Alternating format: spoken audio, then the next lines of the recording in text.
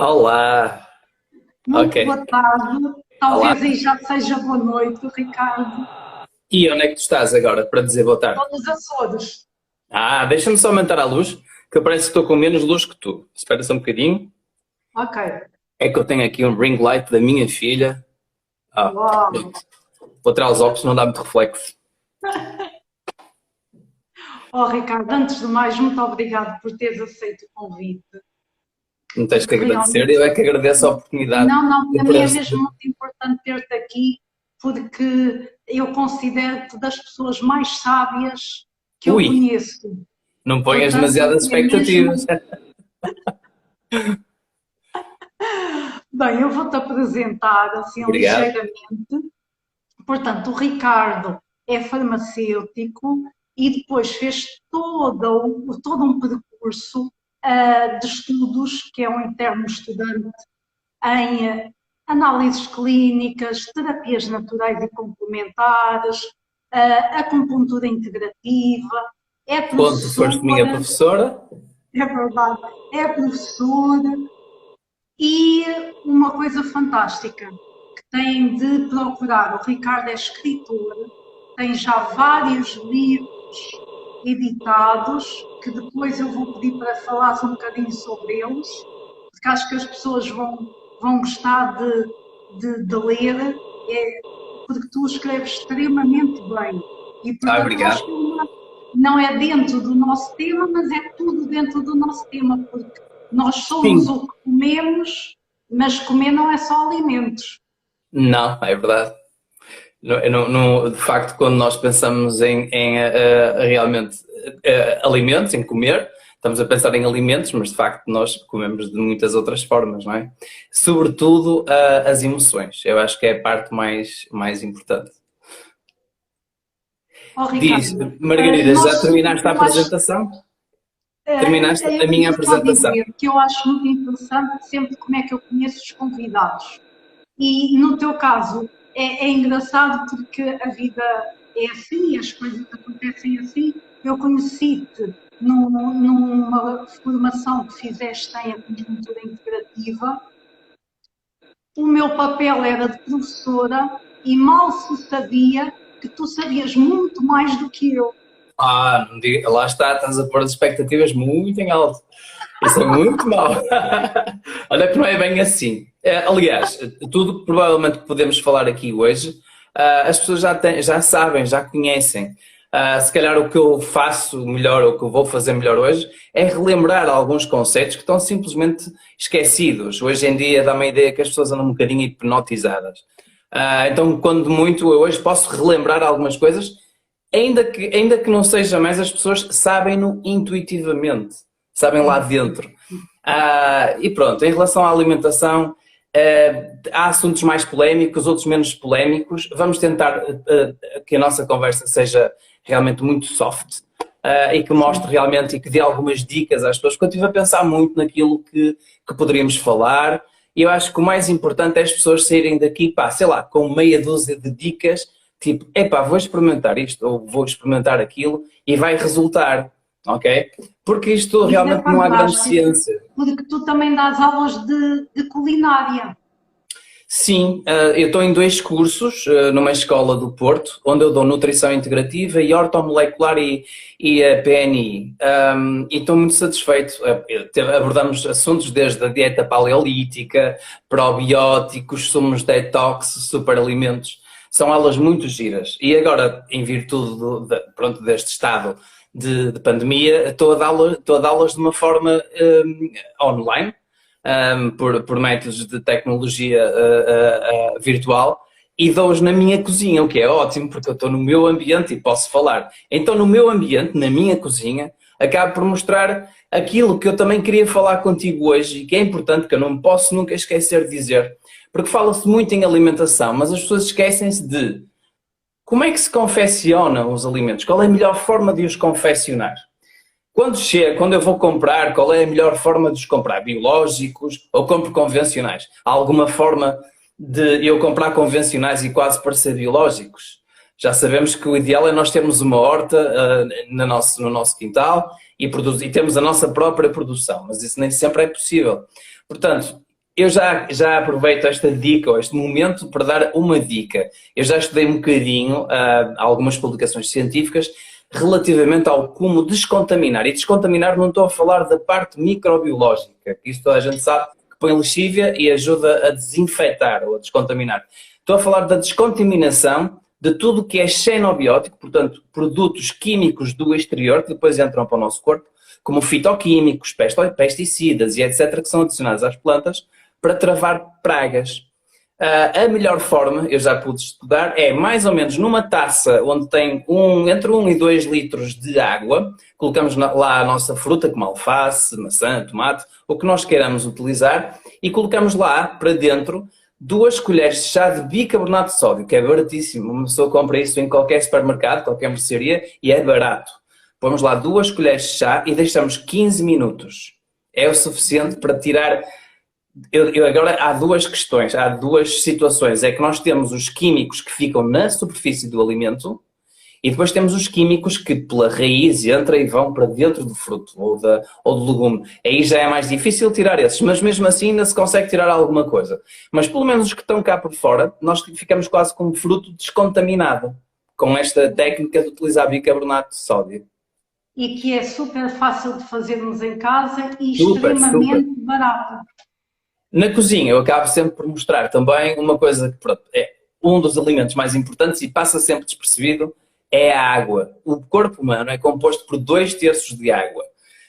E as pessoas tipo, água passa, vai para o Monchique, depois vai buscar a água à nascente, etc. As pessoas ficam muito indecisas, realmente se há de comprar da nascente em garrafas ou garrafões de plástico ou beber a água da companhia. Eu acho que se nós arranjarmos um mecanismo e utilizarmos a da companhia, acaba por ser muito mais sustentável. O problema é que a água da companhia, para desinfecção e tratamento de outras impurezas, são-lhes adicionadas algumas substâncias. A mais conhecida, obviamente, é o cloro. Uma pessoa tira mais ou menos um copo de uma torneira e sente o cheiro de cloro, que é igual ao cheiro das piscinas. Então, o que é que nós fazemos? Nós tentamos arranjar um bom filtro. Então, eu já ando aqui há anos à procura do melhor filtro. Há aí alguns no mercado que são caríssimos, eu não quero destornar nenhuma marca, porque eu sei que também há pessoas a trabalhar sobre isso. Mas a verdade é que eu consegui um por volta de 100 e qualquer coisa euros, por volta de 150 euros na Alemanha, em que me filtra, é um filtro biológico e que me tira praticamente tudo. E é para ainda por cima, tem a vantagem de ser colocado antes da torneira, portanto fica completamente escondido debaixo da tubagem, debaixo da banca, ninguém vê e quando eu tiro a água está purinha. Esta é a melhor forma. Agora, a água também tem outra componente que é, toda a gente, até nos filmes de desenhos animados do Frozen, fala-se nisso, a água tem memória. Já houve um cientista japonês, o Masaru Emoto, que se dedicou a tirar fotografias de microscópio eletrónico aos cristais de água. Isso tem a ver com, digamos, com a energia que a água comporta. Quando, basicamente, essa água está na natureza, portanto, a energia é ressonante, então os cristais que se vão formar são harmónicos. Infelizmente, quando passam por quilómetros de tubagem, estão em silos, estações de tratamento, etc., ela chega-nos pela torneira e ela está energeticamente, eu vou pôr aqui entre aspas, está morta. Então existe uma forma, ou seja, depois de a filtrar, eu costumo passá-la para um equipamento de vidro, onde eu posso colocar símbolos como a flor da vida, a sequência de Fibonacci, whatever, qualquer coisa que nós sintamos que energeticamente vai fazer harmonia e vai-lhe causar, ou vai-lhe, neste caso, vai-lhe apostar uma capacidade energética à água. E eu gosto sempre de trabalhar dessa forma. Já que estou a falar da minha cozinha, normalmente eu mostro sempre a máquina a vapor, mostro sempre o air fryer para substituir a parte do forno, mostro a máquina desidratadora. Eu já disse, a máquina de vapor é muito importante porque cozinhar, se temos que cozinhar e cozer alguma coisa, é melhor cozê-la a vapor, porque todos os nutrientes ainda ficam dentro das células e, portanto, podemos ter um muito melhor aproveitamento. Quando cozemos numa panela, perdemos imensas vitaminas, portanto, realmente a melhor forma de cozer é vapor, é mais saudável, é sempre assim que eu atuo. O air fryer é uma boa alternativa para fazer a nossa batatinha frita sem utilizar gordura, ou quando muito um fiozinho de azeite. Portanto, há alternativas muito interessantes. Em termos de panelas, isto também é bastante importante. Eu costumo utilizar sempre aço. Já utilizei ferro, já utilizei outras, por exemplo, é muito comum as pessoas terem uma frigideira com aquela película antiaderente. A tecnologia mudou porque a indústria apercebeu-se que as pessoas já estão atentas aos pormenores. Já sabemos que a película antiaderente, aquele Teflon antigo, tinham componentes que são considerados disruptores endócrinos, como os PFOAs, e alguns plásticos têm BPAs, portanto, eles começaram a perceber-se que a parte da sociedade de consumo não estava muito receptiva e começaram a modificar. No entanto, não deixa de ser um Teflon, ok? Então, o que eu aconselho sempre, por exemplo, para uma frigideira é utilizar aço, e o pessoal vai dizer, mas o aço cola tudo, eu ponho lá um crepe, fica colado, ponho um ovo estrelado, fica colado. Mas há determinado tipo de aço que é bombardeado por esferas, então fica com a superfície rugosa e não adere nada. Portanto, é o mais saudável usar aço martelado. Eu agora não sei a marca, mas depois também por mensagem eu sou capaz de dizer qual é a marca. Isto relativamente à cozinha. Depois, obviamente, vidro, porcelana, sempre, e pouco plástico, precisamente por causa dos tais BPA, que são os nossos bisfenóis. São disruptores, comprovadamente são disruptores endócrinos. Portanto, podem provocar algum problema à frente que envolva glândulas e hormonas. Mas são hipoteticamente, há sempre a hipótese, nunca podemos deixar fora da equação, que possam ser carcinogénicos, portanto provocar cancro a longo prazo, ok? Isto sim, ou seja, comer não é só os alimentos, é também como os preparar e o que ter na nossa cozinha. Fantástico. Desculpa lá, agora falei muito e nem te deixei fazer as perguntas, Margarida. Não, foi o que eu te disse, nós não precisamos de perguntas, foi o que eu te disse. Fluido é que é fantástico. Vá lá, mas certeza que tens algumas perguntas para me fazer. Então. Queria-te perguntar a fissura entre a visão clássica da alimentação e a visão da nutrição integrativa ou até da ortomolecular. Portanto, certo. O que é que nós, destes 3 tipos de alimentação, o que é que tu nos podes dizer sobre isto? Bem, a ortomolecular não é propriamente um tipo de alimentação. A nutrição integrativa, sim, faz uma distinção com o clássico que se leciona, por exemplo, nas faculdades de nutrição. Okay? A nutrição integrativa tem atenção em o que de melhor pode aportar alguns tipos de dietas, que nós já sabemos ter muitos benefícios, porque nós podemos ter dietas boas ou podemos ter dietas excelentes. Agora, temos de saber o que é mais apropriado para nós. Ponto número 1, para o ser humano, provavelmente o mais importante é que as pessoas saibam perfeitamente o que é que não podem comer. É mais fácil apontar sempre aquilo que não podem comer do que aquilo que podem comer. E nesse aspecto, por exemplo, e isso é uma coisa que é abordada na nutrição integrativa, é a dieta paleolítica. A dieta paleolítica tem atenção, basicamente, aos nutrientes que... eu nem lhes chamaria nutrientes, eu chamaria antinutrientes, porque, por exemplo, as leguminosas é uma forma de proteína vegetal, mas se te puseres a comer soja, nem que seja cozida, ela vai-te aportar uma miríade de antinutrientes, como a antitripsina, como o ácido fítico, como as saponinas. As saponinas fazem parte da casca de qualquer leguminosa. Se puseres, por exemplo, grão de bíqua de molhar em água, e tu vais reparar que se passado umas horas, se fores lá dar uma volta, vai-se formar uma espuma. Essa espuma é devido às saponinas. O que faz todo sentido, porque, em bom rigor, os feijões, as leguminosas, são os bebés das plantas. E a planta lembrou-se muito bem de proteger a sua prole, portanto, proteger aquilo que é mais sensível, os bebés. Então, o que é que fez? Dotou-os de uma substância, neste caso, que está na superfície, que são as saponinas, e quando o herbívoro, que é o predador natural das plantas, come, sai direitinho pelo cocó e já está com adubo e tudo. Portanto, assim salvou e consegue propagar e medrar a espécie. Isto é uma daquelas características. As plantas, repara, parte das plantas que acabam até por ser benéficas são os metabolitos secundários, que até podemos utilizar para nosso benefício, não deixam de ser sempre esses metabolitos não deixam de ser, digamos, uma defesa da planta contra os predadores naturais, que são os animais herbívoros. Nós incluímos, somos omnívoros, mas também os comemos, não é? Portanto, estas dietas, como a dieta paleolítica, eu gosto muito da dieta de Okinawa, porque nós temos um país, que é o Japão, onde sabemos que a longevidade é das maiores, provavelmente a maior no Japão. E dentro do Japão, Okinawa. E o que é que a dieta de Okinawa tem de especial? É baixa em calorias, rica em antioxidantes.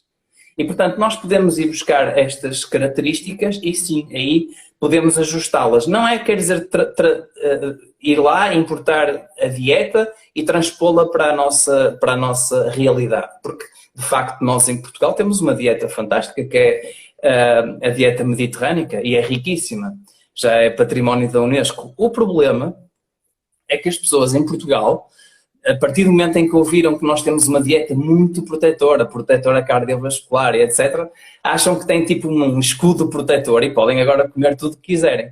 A dieta dos portugueses já não tem nada a ver com a dieta antiga ou ancestral que se reporta realmente a dieta mediterrânica, porque basicamente era bastante licopeno de um tomate maduro, ou às vezes cozido. Estamos a falar sempre de azeite extra virgem, primeira pressão a frio, com bastantes ômegas 9, não é? Estamos a falar de um bom pedacinho de vinho tinto, bom, com resveratrol. Estás a entender? Portanto, o vinho ainda se continua a utilizar, mas o resto andou aí perdido e o pessoal come outras coisas, hambúrgueres, feijoadas, hoje é dia de cabrito. E pronto, a ortomolecular, em bom rigor, é mais uma terapia, podemos chamar-lhe talvez mais uma terapia do que uma terapia, pronto, está ali alguns no meio, mas envolve obviamente suplementação, porque estamos a falar de quantidades, é baseado nos conceitos de Linus Pauling, e obviamente estamos a falar de quantidades interessantes de vitaminas. As vitaminas podemos ir buscá-las obviamente aos nossos alimentos, normalmente, e isso seria a forma ideal, mas há situações patológicas em que é preciso uma quantidade maior. Só para teres ideia, o Linus Pauling, o pai da ortomolecular, ele preconizava a toma de 7 gramas de vitamina C, por exemplo. Quando 1 grama de vitamina C, nesta altura em que há para aqui muitos vírus, poderá ser o suficiente, está bem, para nos conferir alguma proteção. Todos os dias, quando não há, digamos, nenhuma epidemia a rolar na comunidade, basta-nos tomar 250 miligramas. Portanto, é assim, temos conceitos diferentes. Mas sim, o que eu queria aqui frisar é que a nutrição integrativa é um bocadinho diferente da clássica, porque, por exemplo, indo, por exemplo, neste caso, à dieta paleolítica, nós retiramos alguns alimentos que nós sabemos que podem provocar alergia ou intolerância, nomeadamente o leite, o glúten, pronto. E a visão clássica não tolera muito bem isso. Quem sai formatado de uma faculdade de nutrição nem sempre está sensível a estas questões. Ok. Ricardo, então diz-nos lá, tu tens uma família, tu tens 3 filhos, neste momento acho que pelo menos 2 na adolescência, o que é que tu lhes dás de comer no dia a dia? Eu acho que estão os 3, porque a menina já está a começar a desenvolver bastante. Ela tem 10 anos, mas está a desenvolver bastante. Então já está. É assim, como se costuma dizer, em casa de ferreiro, espeto de pau, não é? Ou seja, pronto, eu vou-te dizer assim, eu quando tenho consultas na naturopatia, como eu sei que uma pessoa não chega lá à consulta e quando eu quero saber o que uma pessoa come, eu não vou perguntar, então o que é que você come? E as pessoas vão se dizer, eu como muito bem, eu como cozidos, eu como grelhados. Não, eu pergunto sempre, desculpe lá, diga-me o que é que comeu hoje, ou então o que é que comeu ontem, porque ela se lembra para dizer ali, porque senão aí não pode fugir. Diga-me o que comeu ontem ao pequeno almoço e ao almoço. E ela vai lá e já não foge. Então eu posso dizer o que é que eu fiz hoje. Hoje é dia da Páscoa, não é? Domingo de Páscoa. E ao almoço fiz guacamole com pera abacate, que eu adoro, salada de alface, arroz branco e fiz umas argolazinhas de pota, que foi ao air fryer. Portanto, é um bocadinho processada essa parte. Pronto. Mas lá está, em casa de ferreiro espeto de pau também, não podemos. No fim, um pão de ló, de ovar e um chocolatinho. Sabes porquê? Esta questão é muito gira e isto é muito interessante. Muitas das pessoas que procuram, por exemplo, um nutricionista para uma dieta de restrição calórica para emagrecer, às vezes a repressão é tal que as pessoas ficam doidas, não é? Portanto, e nós sabemos que quanto mais a repressão, maior a perversão. E o que é que isto quer dizer? As pessoas, quando se vêem livros da dieta e têm um transtorno emocional, voltam a comer aquilo que lhes fazia mal e em força. E daí chamar-se as dietas ioiô. O que é que eu preconizo? Eu preconizo é que a dieta se ajuste aos pouquinhos e ajustando aos pouquinhos as pessoas vão naturalmente perdendo peso. Por exemplo, aderir a uma dieta paleolítica, eu não conheço quem faça dieta paleolítica e tenha, por exemplo, excesso de gordura. Por exemplo, nem muitos transtornos, os intestinos funcionam bem, está tudo em ordem, ok? Isto para dizer que, ou seja, nós quando queremos introduzir alterações na nossa alimentação, temos de ter cuidado também em manter a nossa parte emocional, porque a comida acaba por funcionar como uma compensação. E se nós tiramos alguns miminhos, faz com que a pessoa se sinta muito deprimida, depois vem a parte emocional toda por ali abaixo. E tem que haver aqui um compromisso em que as pessoas também se sintam bem, ok? Respondendo à tua questão, foi isso que eu comi. Agora à noite, antes de vir aqui fazer o live contigo, fui eu que fiz, eu sou o cozinheiro da casa, fui eu que fiz uma panela de sopa e eu comi 2 malgas de sopa e toda a moçarada, eu e a minha mulher, comemos 2 malgas de sopa. Fantástico. E é uma coisa que eu aconselho, muitas pessoas querem perder peso, ok? E querem dormir melhor. Uma das melhores formas é comer pouco ao jantar, ou seja, comer bastante substancialmente ao almoço, ok? Pequeno almoço, se quiser fazer jejum intermitente, não tem mal nenhum, porque às vezes mais importante do que comer é não comer, isso depende da pessoa.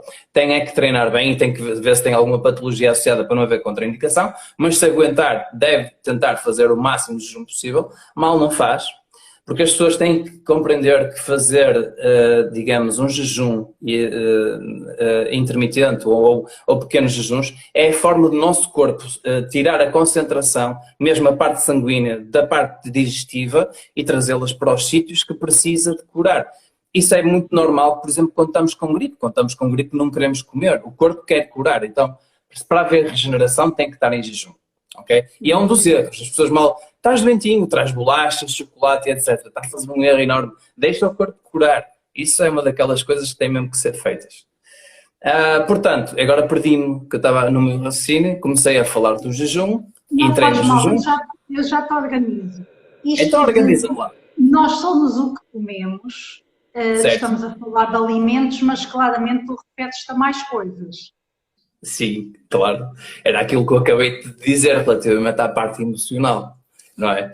Portanto, ou seja, nós somos animais sociais, precisamos de contacto, precisamos de interagir com as outras pessoas e somos seres que vivemos das emoções. Portanto, quando eu me refiro a somos o que comemos, também somos o que comemos emocionalmente. Não é? Portanto, há sempre aqui uma relação muito, muito próxima entre aquilo que comemos e realmente aquilo que sentimos. Sabes que eu sei que tu fazes uma relação entre a alimentação, as emoções, a imunidade, a saúde mental, etc. E tendo em conta esta tua associação que me faz todo o sentido, ao longo de ciclos da minha vida, eu percebia que o meu corpo rejeitava totalmente alguns alimentos e noutras fases da minha vida que ele precisava deles. É como se houvesse uma inteligência interna que me ia alertando de alguma forma para certos alimentos de forma temporária. Sim. O que fazes isto? Eu acho que sempre fui muito apologista, porque muitas pessoas me perguntam e eu às vezes respondo isto mesmo assim. Uma boa alimentação é uma alimentação intuitiva, que é ao fim e ao cabo como estás a descrever. É bem possível e eu acho que seria até mais adequado. O nosso corpo e pronto, aqui podemos ir um bocadinho à parte espiritual, digamos, a nossa alma sabe bem o que é que o nosso corpo precisa. Ok? Imagina que tu estás numa altura, isto agora entrando num campo um bocadinho mais espiritual, imagina que estás numa altura em que andas a fazer mais introspeção, em que tu queres, digamos, conhecer-te a ti mesmo, não é? Então precisas de estar em maior meditação, então provavelmente vais procurar comer menos carne, porque a carne, obviamente, está associada à morte, tem ácido araquidónico, é inflamatório, não te vai fazer bem de maneira alguma numa altura em que tu queres estar mais em conexão. Vais procurar provavelmente alimentos mais vegetarianos e mais crus, do género sumos. E parece-me bem, por exemplo, com sumos tu podes estar muito mais e não comer muito. Lá está, voltamos à mesma questão. Se tu estiveres realmente com a barriga cheia de comida, uma feijoada, por exemplo, tu não vais conseguir fazer uma boa meditação e fazer uma conexão com mais à vontade, com mais sabedoria, porque ou até com mais afinidade, porque realmente todo o nosso sistema digestivo vai concentrar a parte sanguínea, vai concentrar toda a atenção do nosso corpo, mesmo imunitária, para estar lá. O que estavas a dizer, eu gosto muito de fazer esta metáfora, porque eu realmente associo a parte emocional com a parte imunitária e vem muito da parte realmente digestiva. Eu acho que para nós também estarmos, digamos, espiritualmente receptivos e capazes de estabelecer uma conexão, nós temos que também ter uma certa paz intestinal, coisa que raramente acontece. E essa paz intestinal tem muito a ver com aquilo que, quando eu comecei a falar contigo, a falar da dieta paleolítica. E não quer dizer que eu seja um fanático da dieta paleolítica, mas ele retira alguns daqueles alimentos que, porventura, podem provocar ou alergia ou intolerância, como o leite, como o glúten, como as saponinas, como as leguminosas, como as solaninas, que vêm das solanáceas. As solaninas é o tomate, deixa-me ver se não me esqueço, o tomate, a berinjela, a berinjela, o pimento e a batata. Eu já disse a batata? Disse a batata? Não repeti, pronto, ok. É porque às vezes eu repito. Por exemplo, a batata, esses alimentos que são das solanáceas, que têm solaninas, por norma não se deve dar a pessoas que têm problemas reumatológicos, especialmente reumatológicos articulares, ok? Porque agrava de alguma forma essas patologias. Ou seja, se nós tivermos... A batata normal, portuguesa, branca. Não a batata branca. Eu, por norma, aconselho sempre a tentar, sempre, se a pessoa não for demasiado diabética e tiver alguma atenção a isso, mas o ideal é não avançar muito para a batata. Aconselho sempre a não comer muito a batata da nossa, a não ser que a gente faça um truque, que é fazer um amido modificado. Nós podemos fazer um truque, que é cozer a batata, arrefece-la muito rapidamente, por exemplo, no frigorífico, depois no congelador, logo imediatamente, e depois à frente vais utilizá-lo nos teus cozinhados. O amido aí porque ele vai esticar, vai ficar esticado e vai congelar logo, e vai ficar um amido congelado, portanto não vai ser transformado em tanta glicose, ok? Portanto, por exemplo, uma maneira de utilizar a batata, comermos a batata sem engordarmos tanto. Isso é um truque, sim. Fantástico. Mas... para te dizer, em relação àquela questão que eu estava a dizer, a parte imunológica e emocional, tem a ver com o facto de... Eu gosto muito de dar esta metáfora, que é a metáfora do castelo. Imagina que o nosso sistema digestivo era como um castelo. Vocês estão a ver, tem as muralhas, tem os soldados em cima das muralhas e lá dentro. E o que acontece? Foram feitos na altura medieval porque havia ataques. E durante os ataques, e vamos... supor que o nosso corpo está a ser atacado continuamente. Nós temos várias muralhas, porque nós temos várias mucosas. Temos a mucosa da orofaringe, portanto, aqui da zona otorrinolaringológica. Temos a parte da mucosa intestinal. Depois temos a mucosa vaginal, a mucosa das mulheres. Temos várias mucosas. A pele também é uma barreira. A pele é uma barreira muito importante. O que é que acontece? Quando nós temos os nossos intestinos, digamos, a levar continuamente com agressão, e às vezes as pessoas nem percebem porque a agressão é tão subreptícia, tão sorrateira, que passa despercebida, porque as pessoas até fazem normalmente, vão à casa bem, fazem as necessidades sem problema nenhum, não têm grandes inchaços, grandes dores de barriga, mas a verdade é que estão a comer alguma coisa que lhes promove uma determinada inflamação. Chama-se isso low grade inflammation, ou inflamação de baixo grau. Isso quer dizer que as pessoas, em bom rigor, estão sempre inflamadas. E essa inflamação, obviamente, vai passar para a parte sanguínea, por exemplo, mediadores da inflamação como as citoquinas, que vão, por exemplo, passar a barreira hematoencefálica e ir para o cérebro. Portanto, quando temos não há paz intestinal e essas barreiras estão prejudicadas, às vezes também acontece realmente agravar algum tipo de patologia mental que as pessoas já possam ter, como depressão, como ansiedade, percebes? E isso faz todo sentido, mas sobretudo, porque eu tenho experiência, por exemplo, para pessoas que têm muitas ites, que são inflamações, rinite, sinusite, amigdalite, otite de repetição. Por norma, eu tenho entre 70% a 80% de melhorias quando sugiro retirar por algumas semanas, por exemplo, leite de vaca. Eu tenho melhorias de 70% a 80%. Isto é coisa que, às vezes, os nutricionistas quase têm vontade de me trincar o pescoço, ok? Mas a verdade é que eu tenho este tipo de experiências e a verdade é que acontece mesmo de haver este tipo de melhorias. Pessoas que às vezes estão, até miúdos que já estão prestes a ir para a operação e melhoram. É claro que em primeira instância podemos sugerir um leite sem lactose, mas eu, por norma, tirar o leite. E o glúten, obviamente, as duas estão sempre muito associadas. São alimentos que têm muita possibilidade de fazer ou alergia ou algum tipo de intolerância.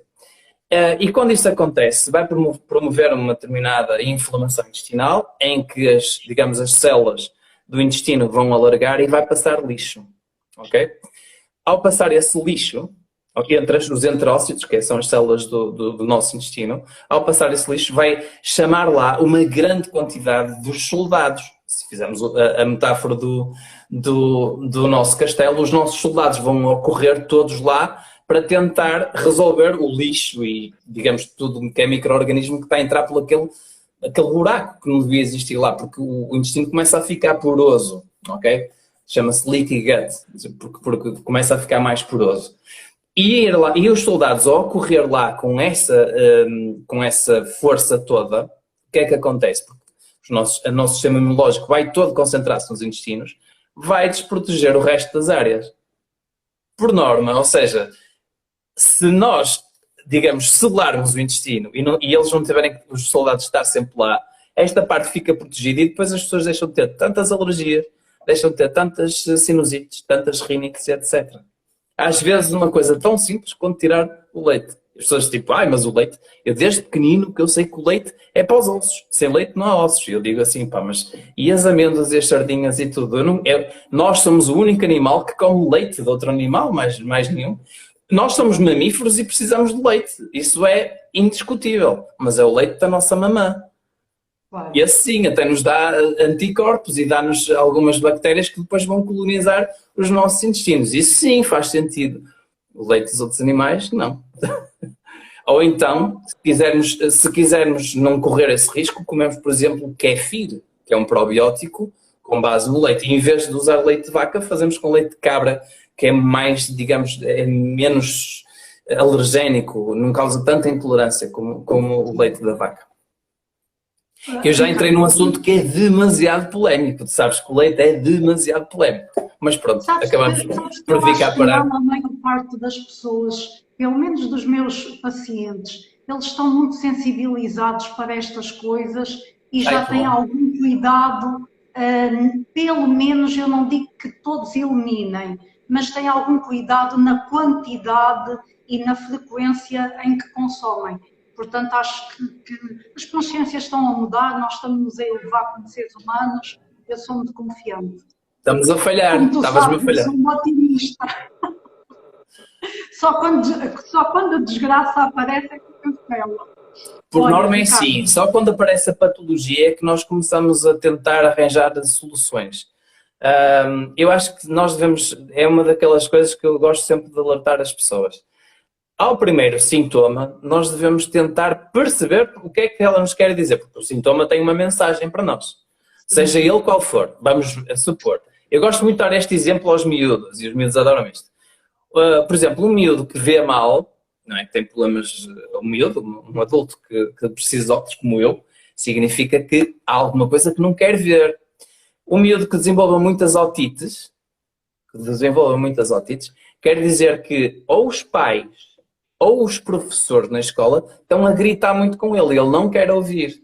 Quando tem muitas amigdalites, por exemplo, é porque ele quer dizer alguma coisa e não consegue. Está a gerar aqui um flema, está a gerar aqui um bloqueio, dependendo da área, mas por aqui nós temos qualquer sinal que o corpo nos dê tem uma interpretação. E até aí podemos jogar com a alimentação, se nós quisermos. Porque, por exemplo, eu ia se calhar falar disto mais à frente, mas se calhar agora faz todo sentido. Quando as pessoas apresentam obstipação, ou seja, quando estão obstipadas, muito provavelmente porque são pessoas que têm as ideias muito presas. Tal como nos intestinos estão presos, as ideias também estão muito presas. Do género, gosta de colecionar emoções. Do género, eu é que estou certo e ninguém mais me pode contradizer, porque eu sei que tenho razão. A partir do momento em que nós dizemos eu é que tenho razão, nem sequer quero ouvir a outra parte, começa a ficar preso os intestinos. Do outro lado, com diarreia significa que a pessoa tem muito medo. E tu sabes disso por causa da medicina tradicional chinesa. Está associado ao elemento rim, então significa que a pessoa anda cheia de medo. Por algum motivo, então mais diarreia. Olha, nós ouvimos muito que o intestino é o nosso segundo cérebro. Eu tenho uma outra visão, eu acho que o intestino é um primeiro cérebro, no sentido que o cérebro triuno foi avançando e, portanto, todos os répteis têm intestino, todos os mamíferos têm intestino e, portanto, o neocórtex só chegou até nós para já, teoricamente, para já. Portanto, gostava que tu nos falasses um bocadinho desta ligação do intestino e do cérebro e, eventualmente, do neurotransmissor serotonina. A serotonina, sim. Já estamos sintonizados, porque realmente o que falta hoje em dia às pessoas é muita serotonina e dopamina, porque também andam todos em esgotamento. Antes de dar a explicação de como estás a questão que me estás a colocar, deixa-me só dizer um facto engraçado, que eu acho sempre estas coisas engraçadas. Basicamente, o ser humano, que é Homo sapiens sapiens, porque reflete, não é? Era sapiens quando só pensava. Acho que nós voltamos a sapiens, deixamos de refletir tanto. Agora, voltamos ao sapiens, não é? Gostamos de ouvir, lá está, somos o que comemos. Vemos as coisas na televisão e sim, é isso mesmo, exato, é isso. Então somos Homo sapiens novamente. Mas nós realmente desenvolvemos inteligência, porquê? Por dois aspectos. Primeiro, acho que foi, agora não sei dizer o nome em latim, mas foi basicamente o homem africano, africansis, qualquer coisa assim, que naquele lago que existia lá, era um lago salgado, ali algures na Etiópia, começou a recolher bivalves, portanto estamos a falar de mexilhões e ameijos, que colhia da praia, começou a comer disso que não comia, e ao comer disso começou a ir buscar o DHA, que é um ômega 3, que nós vamos buscar ao peixe, e começou a comer muito mais DHA. E a verdade é que o nosso cérebro tem a parte seca, não estamos a falar da água, obviamente, retirando a água, a parte seca chega a ser entre 50% e 80% de DHA. Portanto, um ácido gordo poliinsaturado importantíssimo, tal como a nossa retina, que chega a ter 80%. E a parte espermática, por exemplo, uma infertilidade masculina é sempre muito bem tratada com um bom aporte de ômega 3, na forma de DHA. Nós temos o EPA e DHA.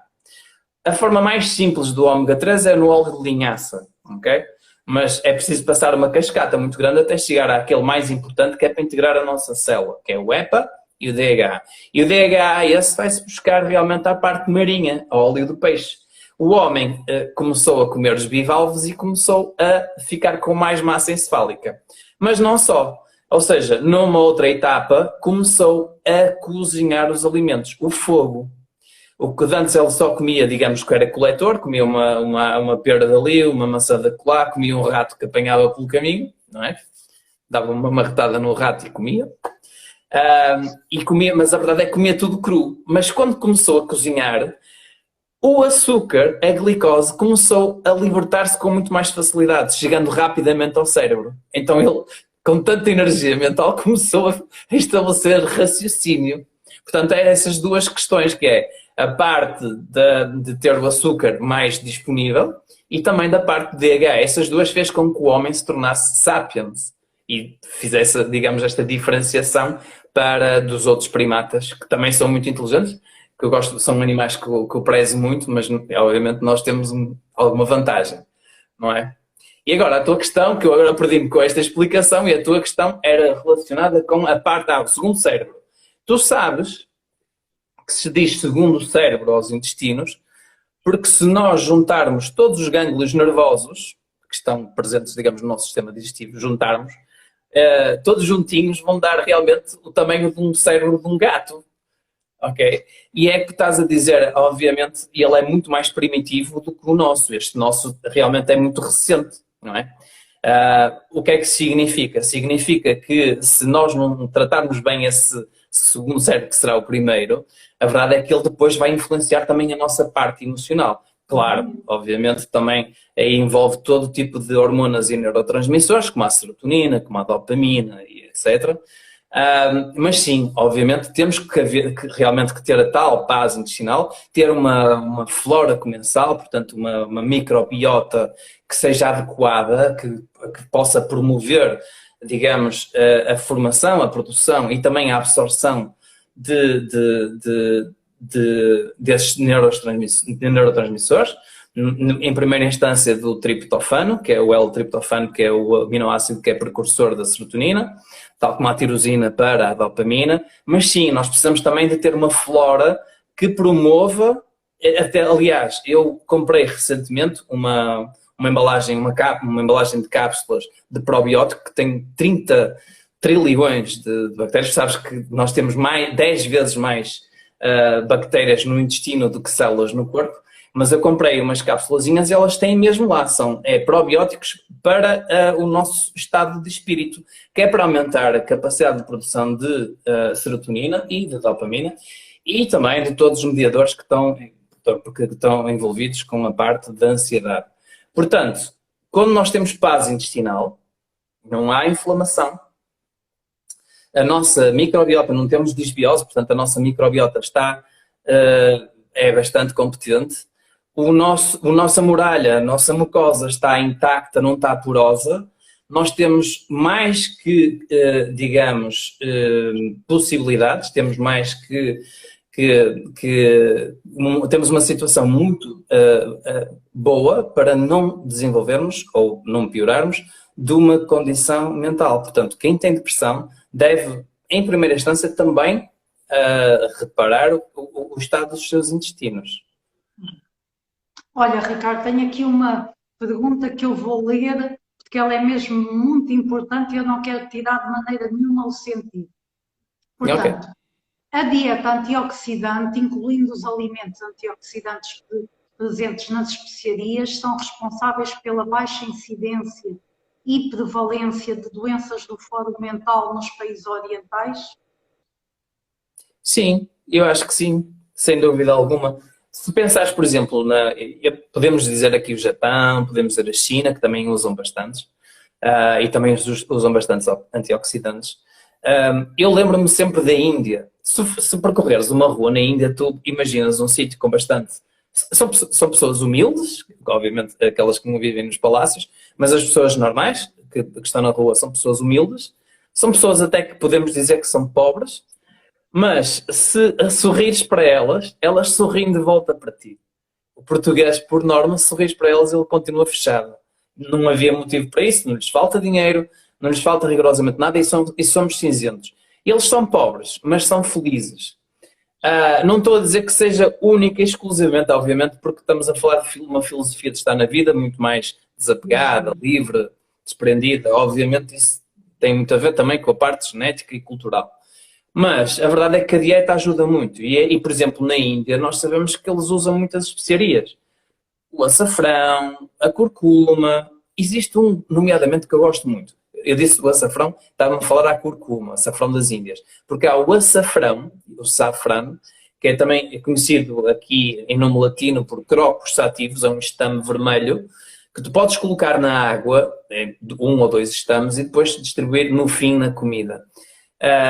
o Crocus sativos tem propriedades antidepressivas marcadas, mesmo para tratar depressões leves a moderadas. É claro que as major, isso aí já é uma questão médica, mas questões até que as pessoas estão entre depressões ligeiras e moderadas podem ser tratadas até com recurso à alimentação.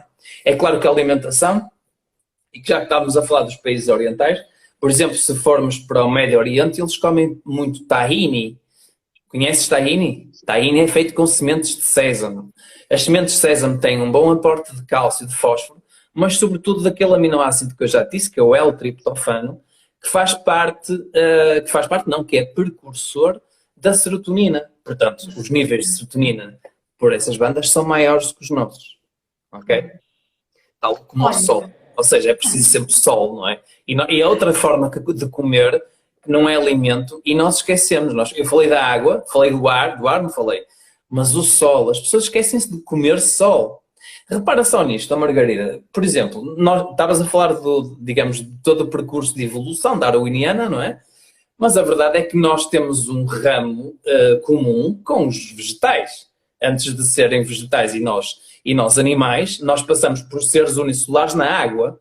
E quando viemos embora para a Terra, uns lembraram-se de ficar quietinhos e pôr raízes no solo, e depois ir buscar a luz do sol e fazer fotossíntese, e nós não. Mas há aqui um ramo comum, e nós estamos... Ora pensa, quando levamos com sol ficamos com a pele escura, certo? Produzimos melamina. E uma característica muito importante é que nós produzimos também vitamina D, a partir do colesterol, obviamente, produzimos vitamina D e esquecemos disso. Há uma história muito engraçada. Eu, quando comecei a dar os primeiros passos nesta parte da nutrição, fui assistir a um seminário e houve lá um que me assustou. Não sei se já ouviste falar de pranayama. É alimentação sem alimento. Come simplesmente a luz solar, a luz cósmica. Ok? Então, eu ouvi, porque houve lá alguém que a conheceu pessoalmente, o exemplo de uma senhora que supõe que vivia na Austrália e já estava há anos sem ingerir comida, só água e luz de sol, e não morreu. Anos, não estou a falar de meses, anos, e não morreu, com água e luz solar. É claro que, obviamente, ela estava lá muito quieta, em meditação, e etc. E obviamente deveria ser muito magra, mas não morreu. Anos. Nós sabemos que sem alimentos conseguimos sobreviver aí 200 e tal, no limite, 200 e tal dias, mas é assim uma coisa muito puxada, muito puxadinha. Sim, depois de acabar as reservas de glicogênio, depois depende do nosso nível de gordura. Por isso é que nós estamos sempre a acumular gordura. A gordura, em bom rigor, não é nada mais que um sistema do nosso organismo é como a nossa despensa. Comemos e armazenamos. O pessoal fica gordo porque realmente está a comer demais. Não há ciência nenhuma. É mesmo só isso. O problema é que quando já não se consegue pôr, digamos, a gordura em sítios engraçados, começa-se a pôr gordura à volta dos órgãos, começa-se a pôr gordura nas artérias e depois aí surgem os problemas mais sérios, não é? Sim, pois aí complica bastante. Bastante. Ricardo, devemos ter aqui algumas pessoas, eventualmente, que sofrem de obstipação, que sofrem de diarreia, até eventualmente a doença de Crohn. O que é que tu poderias aconselhar a estas pessoas? Isso por acaso, é daquelas coisas que em consulta de naturopatia tem muito bons resultados. Ponto número 1. Se uma pessoa sofre de obstipação, eu já te disse anteriormente, é porque as pessoas também precisam mudar qualquer coisa no padrão de pensamento. Ou seja, estão a colecionar emoções. E emoções, e não é só isso. São, por norma, e posso estar enganado, mas são, por norma, pessoas que colecionam, ou seja, são inflexíveis. Faço-me entender? Tipo, eu tenho razão, eu é que sei. Mas também podemos encontrar, por exemplo, uma mulher, eu digo uma mulher porque é mais normal isto acontecer nas mulheres, não querendo ser sexista, que é uma mulher que sofre de algum nível de frustração. Primeiro começa por raiva e depois passa à frustração. Do género que o marido é daqueles bulldozers emocionais que não lhe deixa ter ou manifestar ou exprimir a sua personalidade. Tipo, cala-te lá, mulher, não é? Este tipo de reação. A mulher vai engolindo. Primeiro raiva, do género, porque é que eu fui meter com este gajo? Mas depois já não pode fugir à relação, porque nós somos muito conservadores em Portugal, então começa a desenvolver frustração. Por norma, isso também, obviamente, esse sentimento de frustração, e tu sabes muito bem que estamos a falar do nosso querido fígado, em termos de medicina tradicional chinesa, significa que há ali uma estagnação de qi, ou de sangue no fígado. Isso também está, de certa forma, associado, pode estar associado a uma dose interessante de obstipação. Portanto, está tudo junto. O facto dela não ser flexível, ter frustração e também não se consegue libertar da situação. Daí os intestinos ficarem presos. Do outro lado, temos realmente a diarreia, que já falamos também, e está muito relacionado com o rim e com o medo. Alguns no meio também temos a preocupação, como tu sabes, está ligado ao elemento base. Mas por norma geral, quando estamos a falar de uma obstipação, e porque como eu te disse bem, está muito relacionado com esta coleção de pensamentos, nós podemos muito bem, em primeira instância, pensar numa desintoxicação hepática. Há um produto no mercado que eu vou buscar para a farmácia, é relativamente barato, estamos a falar de 5 euros, que é o Sholagut. Tem carne mariano, tem alcachofra, suponho que também tem hortelã-pimenta e é capaz de ter lavanda. Estes 4 são suficientes para fazer o quê? Para comprimir a nossa vesícula, que está preguiçosa. Comprime a vesícula, e a vesícula é como basicamente, sabes aquelas coisas de carregar e que sai sabonete? Não é? Agora carrega-se e sai álcool para desinfetar as mãos. Mas normalmente carregamos e sai sabonete. Então, a nossa vesícula é uma coisa desse género. Nós damos um produto desses podemos estar um mesinho, 2 mesinhos, a fazer nesta altura é ótima, de primavera, fazemos uma desintoxicação hepática. A vesícula comprime e o sabonete, basicamente, ao entrar no sistema digestivo, ao entrar no intestino, vai fazer com que as coisas, com que o peristaltismo aumente. Por norma, eu só com isso consigo resolver a obstipação em primeira instância. No entanto, pode já estar de alguma forma agravada essa situação e tenha que se recorrer a plantas mais pesadas, como o sénia, etc. E as pessoas normalmente, quando têm obstipação, vão logo para essas porcinides e etc., para esse tipo de soluções. Eu, antes disso, gosto sempre, ou seja, se não funcionar com a parte da vesícula, portanto com o Sholagut, eu gosto sempre de dar eu quase que tenho 100% de eficácia com esta dica, que é, à noite, em água relativamente morna, tépida, colocas 2 ameixas secas e 2 figos secos e deixas estar ali uma ou 2 horinhas a demolhar para ganhar volume e para passar alguns dos constituintes dos frutos secos para a água. E antes de ir para a cama, bebes um copinho de água e se não tiveres problema de saúde, alguma contraindicação, então nesse caso sugiro que comas os figos e o ameixa e depois vais dormir. Durante a noite vai atuar esses 2, 3 dias e a coisa começa a andar. Em relação à diarreia, ou portanto, o síndrome de cólon irritável, qualquer coisa que esteja associado, digamos, às fezes moles ou até diarreicas, com dor, inflamação ou até mucosidade e sangue, que são as mais complicadas, como no caso de Crohn e algumas colites ulcerosas. Eu ponho sempre a questão, primeiro, que já te disse há bocado, de retirar o leite e o glúten, porque são logo 2 à cabeça, que são major, não é? Para nós termos cuidado com esses 2, portanto, esses são mesmo para tirar. Mas além desses 2, eu iria optar, aí é outra dieta da nutrição integrativa que podemos ter em atenção. Chama-se FODMAP. Atenção, não é nenhum palavrão. FODMAP é uma sigla, FODMAP. Basicamente, é uma dieta que vai tentar remover alimentos que contenham açúcares altamente fermentáveis. A maçã, a cebola, o alho, etc. Por norma, a dieta FODMAP é das melhores para tratar esse tipo de patologias. Portanto, o meu conselho é para quem tem colites ulcerosas, síndrome de cólon irritável, Crohn, ou simplesmente tem diarreia ou fezes moles, deve sempre procurar ver esses tais alimentos. Depois é sempre por tentativa e erro, ou seja, como tu disseste, intuitivamente, tipo, este até posso comer, faço a experiência durante umas semanas, este até posso comer, e há outros que não. O mais incrível que parece é que a cebola e o alho que nós utilizamos tanto na nossa culinária é daqueles que realmente têm muita interferência. E é daqueles que vai saltar fora. Mas há outros. Olha, Ricardo, então o que é que tu nos podes aconselhar para mantermos uma flora intestinal saudável? Olha, já falamos há bocado naquela questão do castelo, portanto, nós temos que manter a nossa mucosa sólida, robusta, e a melhor maneira, quando ela está de alguma forma comprometida, a melhor maneira de selar, podemos chamar assim, selar, ou seja, vamos voltar a pôr a mucosa direitinha, sem grandes poros, sem grandes buracos. Eu gosto sempre de utilizar ervas como a cidreira, a camomila ou a aloe vera. Ok? Isto é para acalmar, digamos, para acalmar a inflamação. A curcuma, ok? Porque é a curcumina da curcuma, portanto, o açafrão das Índias, é ótimo para tomarem alguma quantidade, porque é excelente anti-inflamatório a nível intestinal.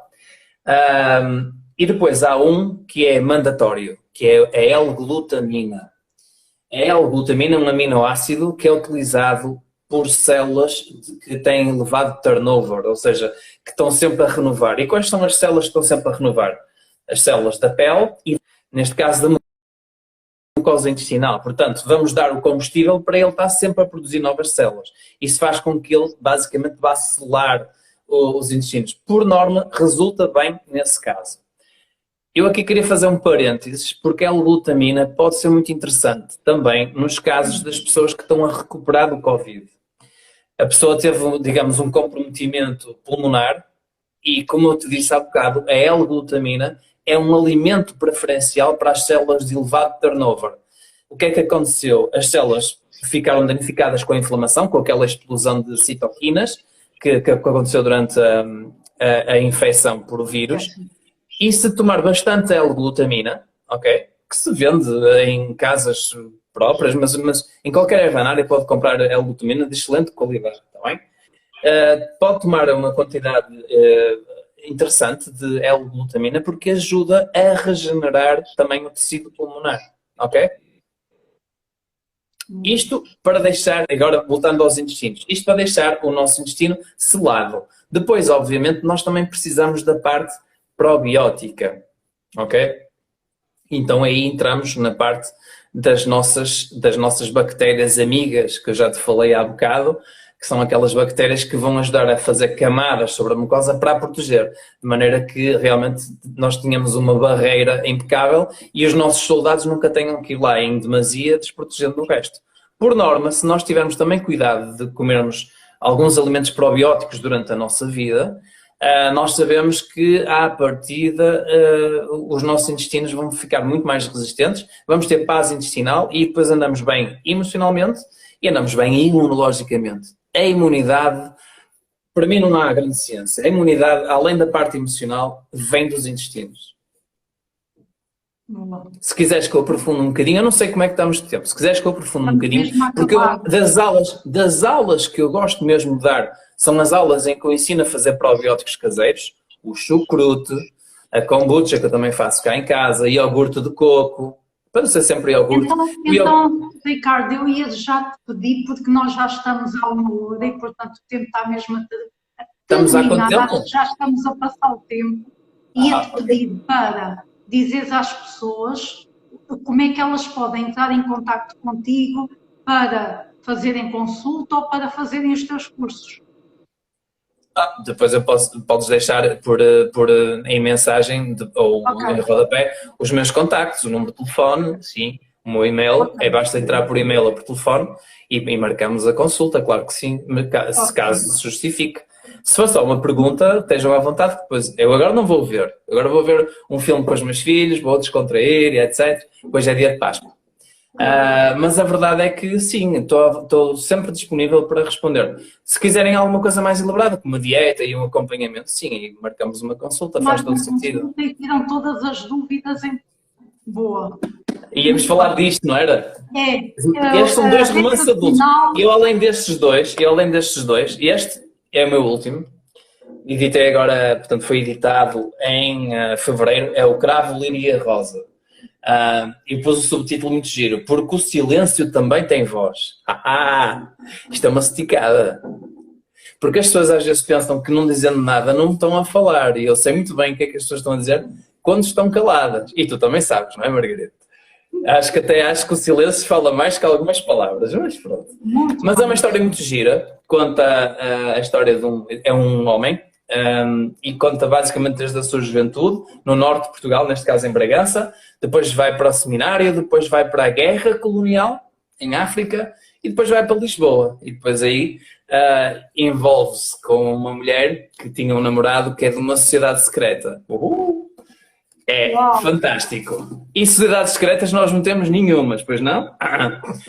E depois, este é o meu, foi o que antecedeu àquele, é o Flor d'Oranger, que eu também aconselho. Este sim fala mais da alimentação. Tem mesmo uma parte em que eu falo da dieta de Okinawa e etc, porque as nossas personagens andam ali, misturam um romance e depois eles andam ali nas faculdades a fazer algumas experiências, como o kefir, e é muito giro. Portanto, mistura ciência com a aventura e espiritualidade. Já viste? Fantástico. Que mistura. É um Harry Potter do kefir. Não, isso é uma mistura claramente de sucesso. Ricardo, muito obrigado. Eu é que certeza agradeço. que ajudaste mais uma vez uma data de gente. Eu só gostava, eu sou sincero. Pela tua disponibilidade, por a tua entrega na ajuda aos outros e pelo teu caminho excepcional que tens feito e que irás fazer. Muito obrigado. Eu é que te agradeço a oportunidade de falar e este projeto que eu, desde o início, desde que tu elaboraste e falaste nele, que eu disse, isto tem pernas para andar, isto é uma coisa super interessante. Pode ser simples, mas é por aqui que as coisas realmente, é um catalisador, realmente pode-se promover uma determinada mudança. E eu não tenho a menor dúvida que vai precisar haver uma mudança. Já chegou à conclusão que a imunidade das pessoas está má, por isso é que sofremos como sofremos durante este último ano. Então nós temos que, digamos, fazer uma revolução e eu sei que há muitos médicos, há muitos profissionais que estão ávidos, que desejam estar dentro destas novidades. Não são nada novidades, porque já são milenares, mas gostam de perceber disto e já entenderam que há algo mais na alimentação, mas sobretudo na espiritualidade, na parte emocional. Claro. Eu agradeço muito a oportunidade de estar aqui contigo hoje. Eu te agradeço ter partilhado aqui este momento contigo, que é sempre um prazer e uma fonte de aprendizagem. Obrigado, mais uma vez. Muito obrigado. Olha, tenha uma boa Páscoa e boa Páscoa para todos que nos estão a assistir.